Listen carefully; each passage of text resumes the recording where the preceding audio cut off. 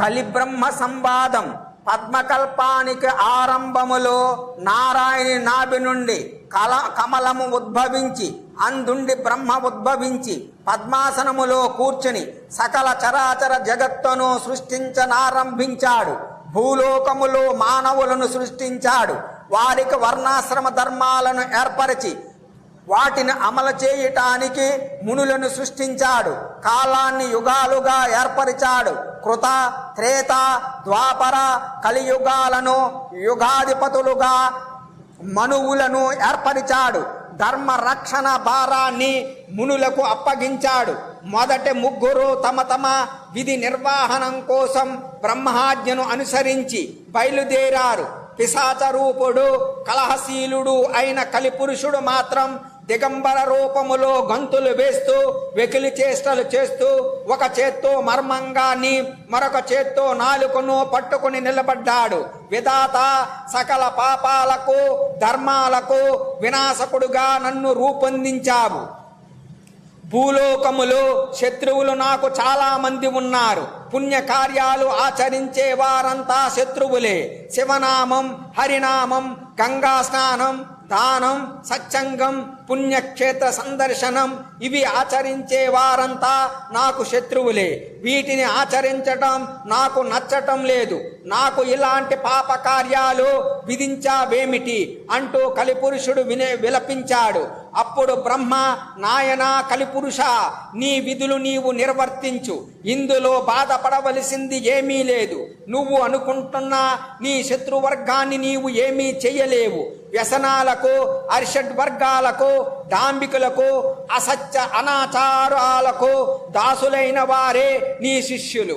వారిని ఆక్రమించి శిక్షించటం నీ విధి. నీ బాధల నుండి తప్పించుకోవాలంటే జనులకు 2 మార్గాలు ఉన్నాయి. ఒకటే పురాణ పఠనం, శ్రవణం. రెండో గురుసేవ. ఇవి చేసే వారిని నీవు హింసించలేవు. వారి దరిదాపులకు కూడా నీవు వెళ్ళలేవు. పురాణాలు వినిపించేవారు గురువులే. గురుసేవ చేసుకునే వారికి నీ బాధలుండవు. పూర్వజన్మ సుకృతం వల్లనే ఉత్తమ గురువు లభ్యమవుతాడు. గురువు బోధిస్తే తప్ప శాస్త్ర పరిజ్ఞానం ఏర్పడదు.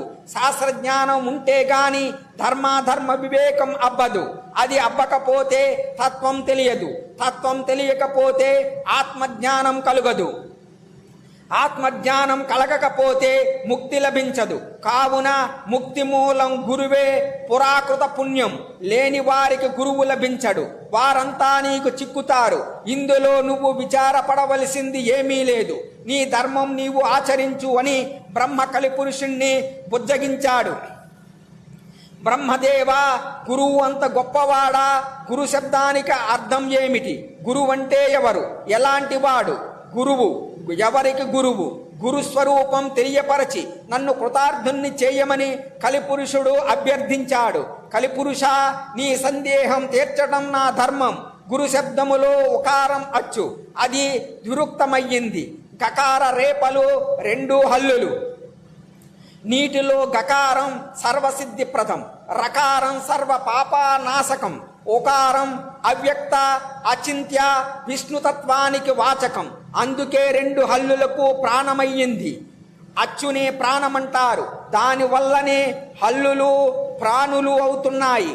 ఇంకా వీటిలో వర్ణాది దేవతలు ఉన్నారు. కకారానికి గణపతి, రకారానికి అగ్ని, ఉకారానికి విష్ణువు ఆది దేవతలు. ఈ రకముగా గురు శబ్దమే మంత్రముతో సమానం. ఇది చతుర్విధ పురుషార్థాలకు సాధనం. తల్లి, తండ్రి, పరాత్పరుడు గురువే. శిష్యుడి మీద శివుడికి కోపం వస్తే గురువు రక్షించగలడు. గురువుకే కోపం వస్తే శివుడు కూడా వాణ్ణి ఏమీ చేయలేడు. గురువే పరతత్వం. అందుకే గురువును ఆశ్రయించాలి అంటున్న ఈ వేదాలు, పురాణాలు. శ్రీమన్నారాయణుడే ప్రసన్నుడైన గురుభక్తిని కోరుకుంటారు. ఉత్తమ వైష్ణవ భక్తులు గురువు ప్రసన్నుడైతే నారాయణుడు ప్రసన్నం అయినట్లే. సకల పుణ్యక్షేత్రాలను, తీర్థాలను దర్శించిన ఫలం దక్కుతోంది. సకల వ్రతాలు, తపస్సు చేసిన పుణ్యఫలం దక్కుతోంది.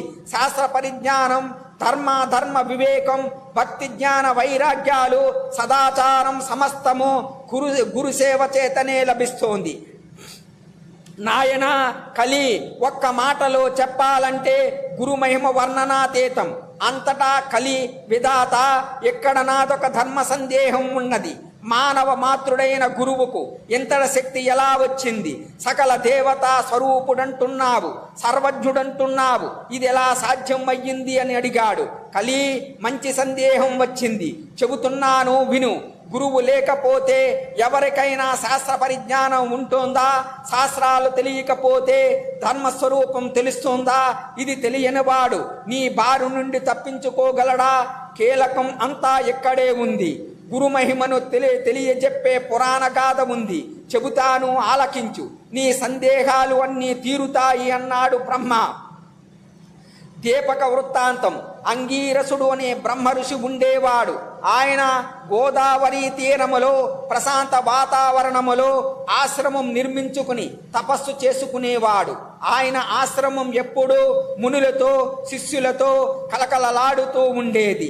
ఎక్కడెక్కడ నుండో మునులు ఋషులు వచ్చి అంగీరసుని అడిగి తమ తమ సందేహాలు తీర్చుకుంటూ ఉండేవారు, యోగ రహస్యాలు తెలుసుకుంటూ ఉండేవారు. ఎందరు వచ్చినా ఆ ఆశ్రమములో కందమూల ఫలాలు కానీ పుష్పాలకు గాని లోటు ఉండేది కాదు. అలా వచ్చిన వారిలో వేదధర్ముడనే ముని ఒకరు. ఆయన పైలుని కుమారుడు. శిష్య బృందముతో వచ్చి అంగీరసుని వనములోనే తపస్సు చేసుకుంటూ ఉన్నాడు. ఆయన శిష్యులలో దీపకుడు అనే శిష్యుడు అగ్రగణ్యుడు. బుద్ధిలోనూ గుణములోనూ వినయములోనూ విధేయతలలోనూ నిష్టలోనూ చెప్పుకోదగిన వ్యక్తి. వేదాంగాలు అభ్యసించాడు.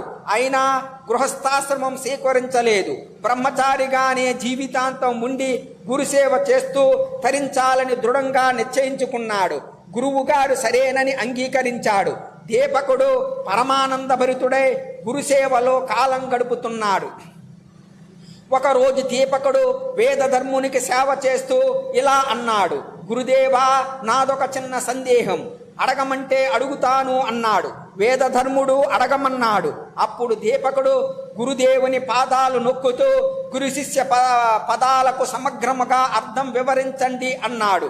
అప్పుడు వేదధర్ముడు ఆనందముతో ఇలా చెబుతున్నాడు, నాయనా, లోకములో హితం చెప్పిన వాడల్లా గురువే. ఒక్క అక్షరం పాటి జ్ఞానాన్ని బోధించేవాడు గురువే. జీవితములో మనిషికి చాలా మంది గురువులు ఉంటారు. వారిలో ఉత్తములు ఉంటారు. మొట్టమొదట కన్న తల్లి గురువు, ఆ తరువాత తండ్రి మరొక గురువు, ఇంటికి పెద్దవాడు గురువే. మేనమామ, పిల్లనిచ్చిన అత్తమామలు, తండ్రి యొక్క తల్లిదండ్రులు, తల్లి యొక్క తల్లిదండ్రులు, వీరంతా మంచి చెప్తారు కనుక గురువులే. ఉపనయన సమయములో బ్రహ్మోపదేశం చేస్తాడు కనుక కన్న తండ్రి గురువే. వేదాలు శాస్త్రాలు అతడే నేర్పితే అతని గురుతత్వం రెట్టింపు అవుతోంది.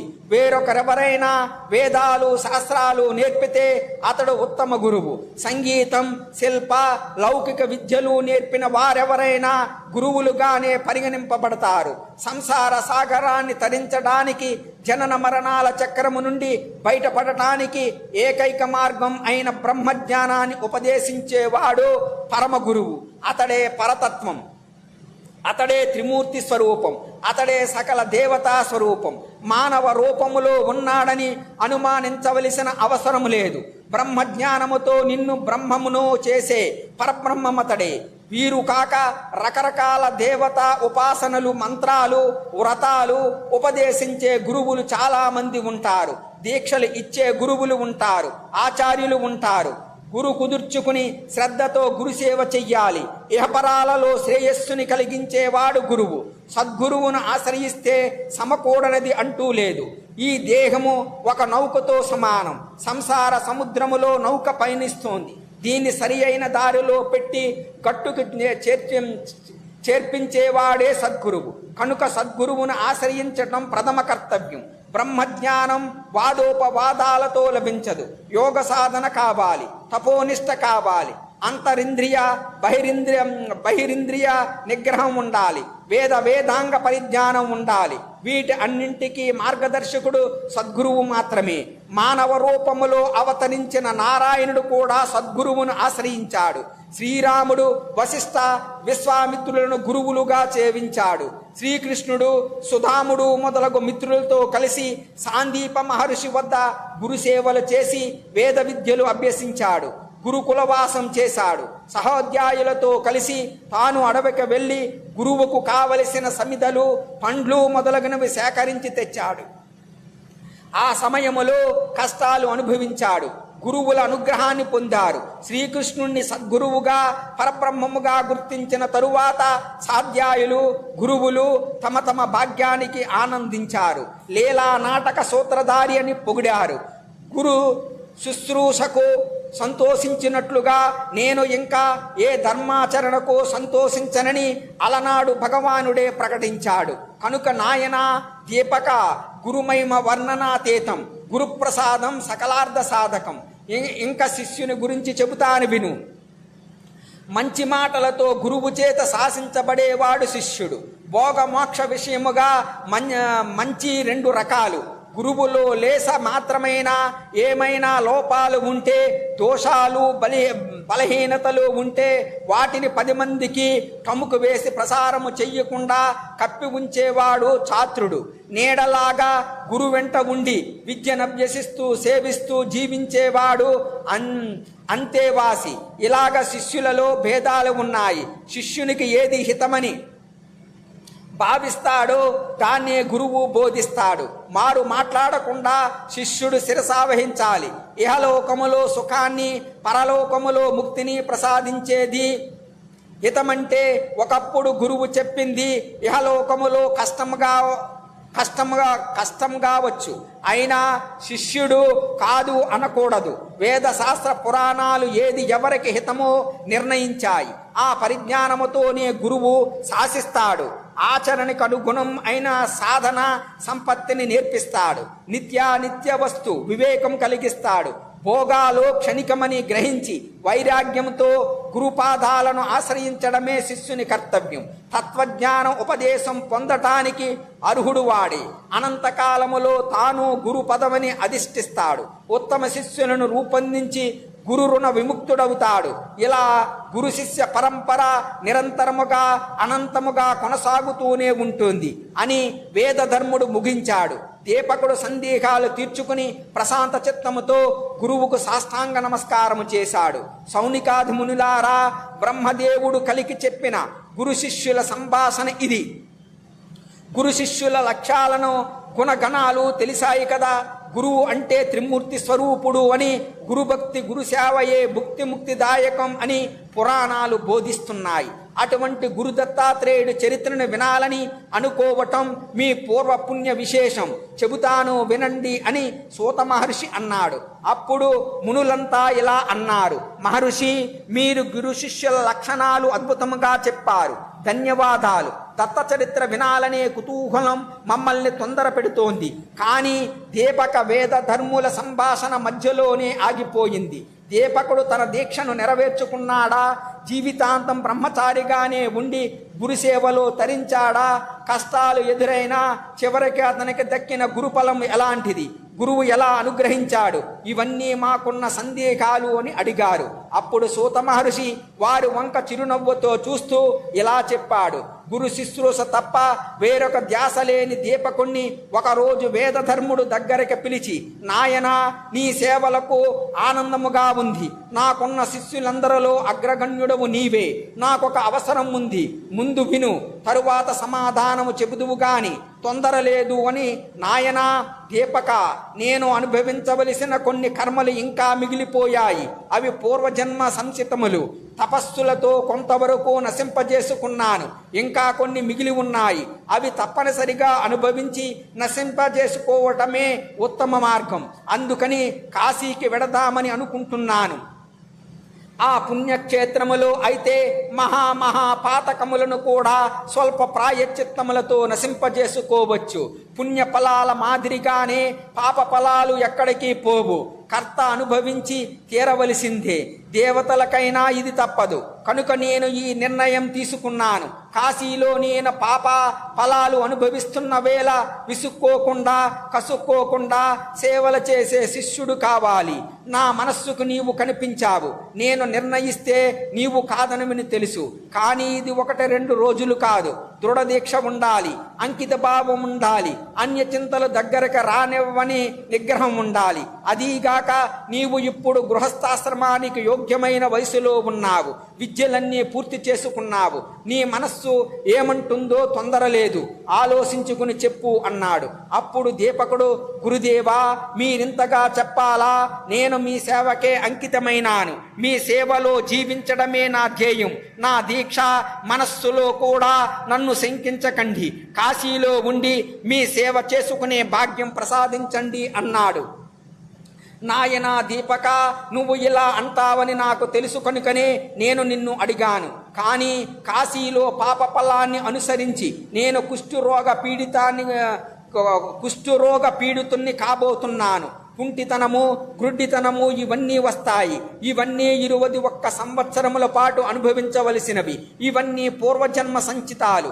ఇన్ని సంవత్సరాలు సేవ చెయ్యాలి అన్నాడు. అప్పుడు దీపకుడు, గురుత్తమా, తప్పకుండా చేస్తాను. కానీ నాదొక సందేహం.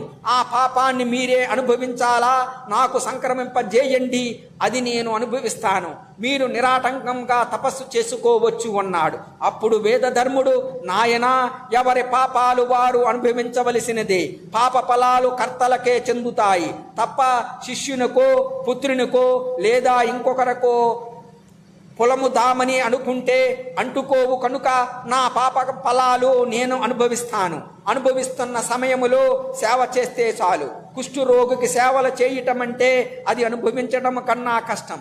దానికి నువ్వు అంగీకరించావు. పద, వెంటనే కాశీకి చేరుకుందామని త్వరగా ఇద్దరు మనోవేగముతో కాశీ చేరుకున్నారు.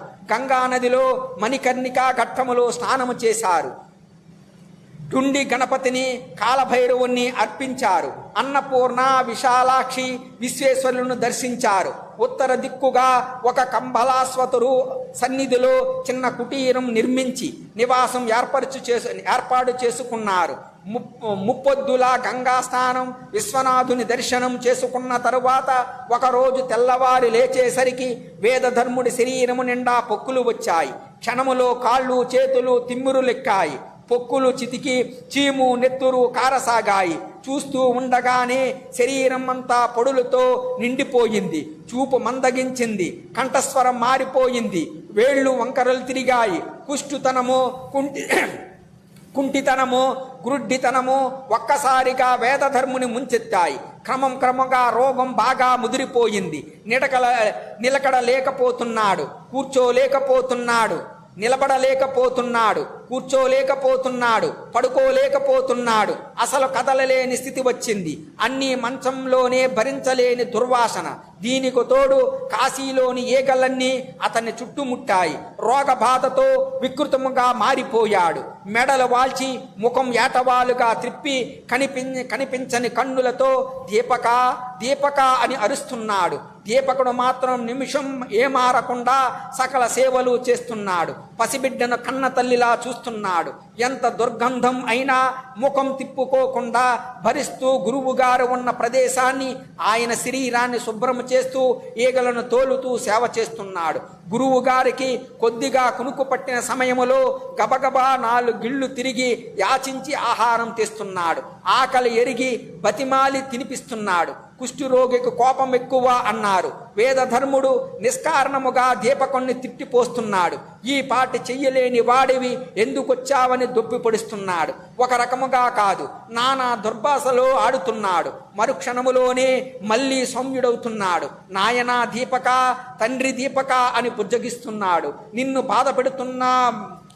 బాధ పెడుతున్నానురా అని విలపిస్తున్నాడు. మళ్ళీ అంతలోనే అనరాని మాటలతో తిట్టిపోస్తున్నాడు.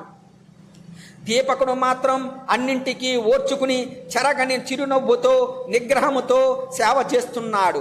గురువులోనే విశ్వనాథుణ్ణి, కాశీలోని దేవతలందరినీ గురువులోనే చూస్తూ సేవిస్తున్నాడు. తగినంత దొరికింది గురువుకి సరిపోక పస్తులుంటూ సేవించుకుంటున్నాడు. ఏ నిమిషాన గురువు గారికి ఏ అవసరం ఉంటుందోనని మంచం ప్రక్కనే ఉండి రేయింబవళ్ళు మెలకువగా కూర్చుంటున్నాడు. కాశీకి వచ్చింది మొదలు కంటి నిండా నిద్రపోయిన రోజు లేదు, కడుపు నిండా తిన్న రోజు లేదు. అయినా గురుసేవ చేస్తూనే తృప్తి అతన్ని నిలబెడుతోంది. లభించబోయే ముక్తి అతన్ని నడిపిస్తోంది. రోజులు, వారాలు, నెలలు, సంవత్సరాలు గడుస్తున్నాయి. ఒకరోజు తెల్లవారుజామున దీపకుడు గంగా నదికి వెళ్ళి తాను స్నానము చేసి యథావిధిగా గురువు వారి శరీరాన్ని శుభ్రం చేయటానికి అవసరమైన గంగా జలాన్ని కడవకెత్తుకుని గురువుగారు లేచారేమోననుకుని వడివడిగా కుటీరములోకి వస్తున్నాడు. ఇంతలో కుటీరానికి చేరువలో దీపకుని ఎదుట కాశీ విశ్వనాథుడు దర్శనమిచ్చాడు. నువ్వు చేస్తున్న గురుసేవకు, ధర్మనిష్టకు సంతసించాను, ఏదైనా వరము కోరుకో అన్నాడు విశ్వనాథుడు. దీపకుడు సంభ్రమాశ్చర్యములతో సాష్టాంగం పడి విశ్వనాథుని సేవించి స్తుతించాడు. బ్రహ్మర్షులకు కూడా దక్కని నీ దర్శన భాగ్యం దక్కింది, నాకు వరము కూడా ఇస్తానంటున్నావు. ఆనంద పారవశ్యములో ఉన్నాను, ఏమని అడగాలో కూడా తెలియటం లేదు. ఓ నిమిషం ఆగు, కుటీరములోకి వెళ్ళి గురువు గారిని అడిగి వస్తాను అంటూ కుటీరములోకి ప్రవేశించాడు. గురుదేవా, శివుడు ప్రత్యక్షమైనాడు, వరం కూడా ఇస్తానంటున్నాడు. గురు శుశ్రూషకు సంతోషించాడట. మీరు అనుమతి ఇస్తే మీ కుష్టత్వము, అంధత్వము అన్నీ పోయేటట్లుగా వరం అడుగుతాను, అడగమంటారా అన్నాడు. అప్పుడు వేదధర్ముడు గంభీర స్వరముతో, నాయనా దీపక, శివుడంతటి వాడు ప్రత్యక్షమై వరము కోరుకోమంటే ఇంతకంటే అడగటానికి నీకు ఇంకేమీ దొరకలేదా? ఐహిక విషయములు అడగవలసింది, పైగా నా రోగం పాపఫలం అని అనుభవించటం తప్ప వేరొక గత్యంతరం లేదని ఎన్నోసార్లు చెప్పాను అన్నాడు. వేదధర్ముడి మాటల్లో విసుగుని గుర్తించాడు దీపకుడు. కుటూరం వెలుపలకు వచ్చి శివునికి నమస్కరించి, అష్టమూర్తి, నీ వాత్సల్యానికి ధన్యవాదములు. నిన్నిప్పుడు అడగదగింది నాకు ఏదీ కనిపించటం లేదు, క్షమించు అన్నాడు. అదేమిటి నాయనా, అడగదగిందే కనిపించటం లేదా? మీ గురువు ఆరోగ్యం సరిచేయమని కోరవచ్చు కదా అంటూ శివుడు ప్రోత్సహించాడు. దానికి దీపకుడు నిరాకరించాడు. అలాంటి వరం అడిగేందుకు గురువు అనుమతి లేదు, సెలవు ఇప్పించు, గురువు గారికి సేవ చేసుకోవాలి అని రువ్వున కుటూరములోకి వెళ్ళి గురుసేవలో నిమగ్నమయ్యాడు. శివుడు అంతర్ధానము చెంది తన ఆస్థాన మంటపములో ఆ సాయంకాలం కొలువు తిరి ఉండగా సకల దేవతల సమక్షములో అందరూ వింటూ ఉండగా శ్రీమన్నారాయణునితో ఈ సంగతి చెప్పాడు. దీపకుడంటే దీపకుడే, భవద్వాంత నాశకుడు, నువ్వు తప్పనిసరిగా వెళ్ళి చూడదగిన శిష్యుడు అని ప్రశంసించాడు. శ్రీమన్నారాయణుడు ఆనందం పట్టలేక మరునాడే దీపకని ముందు ప్రత్యక్షమయ్యాడు. నాయనా దీపక, నీ గురుసేవ పరాయణత్వం నన్ను ఆనంద పరవశుణ్ణి చేసింది, నీ ఇష్టం వచ్చిన వరము కోరుకో అన్నాడు. దీపకుడు భక్తి ప్రవత్తులతో సాష్టాంగ నమస్కారం చేశాడు. అనేక స్తోత్రాలతో స్తుతించాడు. నాయన వాసుదేవా, గురుసేవ అనేది హరిహరులను ఇద్దరిని ఇంతగా ఆనందపరుస్తుందని తెలియదు. నా ధర్మంగానే నేను సేవ చేస్తున్నాను. దిక్పాలకులైనా అనుగ్రహించిన దివ్య దర్శనము నాకు ప్రాప్తింపజేశావు. ఇది మీ కరుణకి సంకేతం. నాకు గురువే దైవం. జపము, తపము, తీర్థము, క్షేత్రము సర్వస్వము నాకు గురువే. వేద శాస్త్రాలు బోధించి ఆత్మజ్ఞానాన్ని ప్రసాదించి పరతత్వాన్ని తెలియపరచిన వేదధర్ముడే నాకు ప్రత్యక్ష దైవం. అనన్య చిత్తముతో గురుసేవ చేస్తున్నాను. దీనికి ఏదైనా ప్రతిఫలం ఉంటే అది మోక్షమే తప్ప కోరదగింది ఏమీ లేదు. అయినా కరుణామూర్తివై వచ్చి ఏదైనా కోరుకోమన్నావు కాబట్టి అడుగుతున్నాను. నాలో గురుభక్తి స్థిరమయ్యేటట్టు అనుగ్రహం ప్రసాదించు. నాకు తెలియని గురుమహిమ ఏమైనా ఉంటే చెప్పు, ఇదే నిన్ను కోరే వరం. శ్రీమన్నారాయణుడు కళ్ళల్లో ఆనంద బాష్పాలు తిరిగాయి. నాయనా, గురుస్వరూపమే బ్రహ్మపదాన్ని అందిస్తోంది. ఉదర పోషణకు అవసరమైన లౌకిక విద్యలు నేర్పిన వాడు సాధారణ గురువు. ధర్మ వివేకాన్ని కలిగించేవాడు అతని కంటే ఘనుడు. వేద శాస్త్రాలను బోధించేవాడు అతని కంటే ఘనుడు. వేదార్థ బోధకుడు అధికుడు. బ్రహ్మ విద్యోపదేష్ట అందరికన్నా గొప్పవాడు. అతడు నాకు అభిన్నుడే. అరిషడ్వర్గాలలో చిక్కుకుని అల్లకల్లోలమవుతున్న శిష్యుని మనస్సుకు పురాణేతి శాస్త్రాల ప్రబోధముతో ఊరడింపు కలిగించి ధర్మపదములో నడిపించే గురువే ప్రత్యక్ష దైవం. అతన్ని మనోవాక్కాయ కర్మలతో సేవించటానికి మించిన పురుషార్థము లేదు. అది ఏ ముక్తిప్రదం. ఈ తత్వం నీవు తెలుసుకుని గురుసేవలో ఉన్నావు. అందువలనే దర్శనం ఇచ్చాను. సద్గురువులను సేవించే సచ్చిష్యులంటే మా త్రిమూర్తులకు చాలా ఇష్టం. నీకు సకల శుభాలు కలుగుగాక అని ఆశీర్వదించి నారాయణుడు అదృశ్యమయ్యాడు. పుటూరములోని వేదధర్మునకు మెలకువ వచ్చింది. దీపకుని పిలిచి, నాయనా దీపక, ఎవరు వచ్చింది? ఎవరితో మాట్లాడుతున్నావు అని అడిగాడు. దీపకుడు వేదధర్మునికి నమస్కరించి పరమానందముతో జరిగిన వృత్తాంతం చెప్పాడు. వేదధర్ముడు ముఖములో ఆనందం, కన్నుల్లో వాత్సల్యం తలుక్కును మెరిశాయి. దృఢ చిత్తముతో స్థిర సంకల్పముతో దీపకుడు సేవలు చేస్తూ ఉండగా 21 సంవత్సరాలు గడిచిపోయాయి. వేదధర్ముని పాపాలు నశించాయి. కుష్ఠరోగము, అంధత్వము అన్నీ ఎవరో తీసివేసినట్లుగా తొలగిపోయాయి. శరీరం మీద ఆనవాలుగా ఒక్క మచ్చ కూడా లేదు. బూడిద నుండి వెలువడిన అగ్ని కణములా ప్రకాశిస్తున్నాడు. దీపకుడు ఆనందముతో ఉక్కిరి బిక్కిరి అయ్యాడు. గురుదేవా అంటూ వేదధర్ముడు పాదాల మీద పడి సాష్టాంగ నమస్కారం చేశాడు. నాయనా దీపక, నీ సేవలు ఫలించాయి. పూర్వజన్మ సంచితాలైన నా పాపకర్మలు వదిలిపోయాయి. ఈ పుణ్యమంతా నీదే. నీ గురుభక్తి చరిత్రలో చిరస్థాయిగా నిలిచిపోతుంది. నవవిధులు నీకు పరిచారకులు అవుతాయి. అష్టసిద్ధులు సంప్రాప్తమవుతాయి. ఇక నుంచి గురు శుశ్రూష విషయములో ముందు నిన్నే చెప్పుకుంటుంది లోకం. కాశీ విశ్వనాథుని దయ వల్ల ప్రారబ్ధ కర్మే కాదు, మొత్తం భవసాగరాన్నే దాటాము. కాశీకి వచ్చిన ఏ ప్రాణికోటినైనా తరింపచేస్తాడు విశ్వనాథుడు. ఈ భూగోళములో కాశీని మించిన క్షేత్రం లేదు, విశ్వనాథుని మించిన దైవం లేదు. ముక్తిని కోరుకునే వారందరికీ కాశీవాసము కొంగు బంగారం. మహాప్రళయములో కూడా నశింపక నిలిచే ఏకైక అద్భుత క్షేత్రం కాశీ. యమ నియమాలతో అంతరేంద్రియ బహిరింద్రియాలను బంధించి విశ్వనాథుని పాదాలను ఆశ్రయించిన వారు జీవన్ముక్తులవుతారు. కాశీలో నివసిస్తూ గంగానది, కాలభైరవుడు, తుండి విఘ్నేశ్వరుడు, దండపాణి, విశాలాక్షి, విశ్వనాథుడు 6గురిని సేవించే వారిని షడంగ యోగులు అంటారు. ఎక్కడెక్కడో నివసిస్తూ యమ, నియమ, ప్రాణాయామ, ఆసన, ప్రత్యాహార, ధ్యాన ధారణ సమాధులను అవలంబించే అష్టాంగ యోగుల కన్నా వీరు పుణ్యాత్ములు. కాబట్టి దీపక, మనం కాశీలోనే ఉండిపోతాం. 21 సంవత్సరములు విసుగు విరామము లేకుండా నిద్రహారాలకు దూరమై నాకు సేవలు చేశావు. నా అంతరంగము ఆనందమయమయ్యింది. సాక్షాత్తు విశ్వనాథుడు నారాయణుడు ప్రత్యక్షమై వరాలు కోరుకోమన్నా నిశ్చల గురుభక్తిని మాత్రమే కోరుకున్నావు. అలాంటి నీకు ఇవ్వదగింది చెప్పదగింది ఏమున్నది అని ఆనందముతో సంతోషముతో పలికాడు వేదధర్ముడు. దీపకుడు సాష్టాంగ నమస్కారం చేసి లేచి నిలబడి చేతులు జోడించి కన్నీరు కారుస్తూ, మహాతపస్వి బ్రహ్మ తేజస్వి అయిన మీ అనుగ్రహానికి పాత్రుడనయ్యాను. నాకు అన్నీ లభించినట్లే. ఆనిమాది సిద్ధులు, చతుర్విధ పురుషార్థాలు మీ సేవతోనే దొరికాయి. నాకు మీ పాద సేవ కన్నా ఇవి అన్నీ ఎక్కువ అనిపించటం లేదు. నిన్ను సేవించటం తప్ప ఏ పరాలలో నేను కోరదగింది ఏమీ లేదు. నా జ్ఞానేంద్రియాలు, కర్మేంద్రియాలు మరిక దేని జోలికి పోవటం లేదు. ఇది సత్యం. అయినా ప్రసన్నుడివై ఉన్నావు కనుక చాలా కాలముగా నా మనస్సుతో ఉండిపోయిన కోరిక ఒకటి ఉంది. ఇంతకు ముందు ఒకసారి అడిగితే తరువాత చూద్దామన్నారు. అప్పటి నుండి ఎదురు చూస్తున్నాను. ఇప్పుడు అవకాశం ఇచ్చారు కనుక దత్తాత్రేయుడు చరిత్రను మీ ముఖత వినాలని నా కోరిక. గురుదేవ దత్తుడు ఎవరు?